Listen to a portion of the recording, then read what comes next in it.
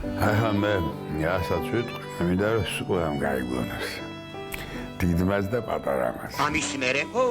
საათში ერთხელ ისე უნდა იყვიროთ. კანტორაში ვიყო, კანტორაში უნდა გავიყო.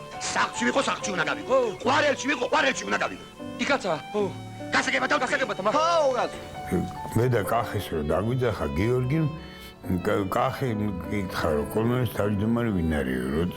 რომ წავიკითხეთ სცენარებს, გვაძლევენ და ვკითხულობთ. კოლმენის თავმჯდომარე გივი იქნებაო.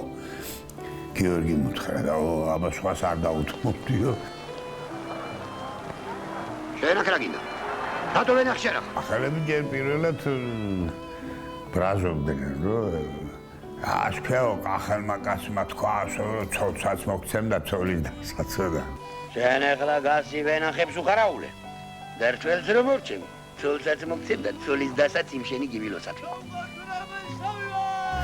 ეს ხაიზებსინისთან ცოლის დაღაზო ხუთს გაატარგაც რა ბრაზობდა მეორეც ერთი როდის იყო რომ კახელებს იუმორი გეშლებოდათ და რომ ნახეს ჩვენ რომ ჩავიტანეთ ფილმი აი ახალ ქალაქში რომ ჩავედით მე და გიორგი ვიყავით მახსოვს ძალიან კარგად ნახეს ფილმი ძალიან ბევრი იხარხარეს და აბა მადექით ახლა მეუთხარი და მითხარით რა არ მოგეწონათ რა ბრაზობდი რაღაც ვერა კაი კინო ყოფილაო მე თქვი განაწყენებული იყო მოსახლეობა, იმიტომ რომ ჩვენო ეგაო ბურნუთა მივიღეთო როგორც მასავითაო და ეგეთ ფილმში არ უნდა ეთამაშაო.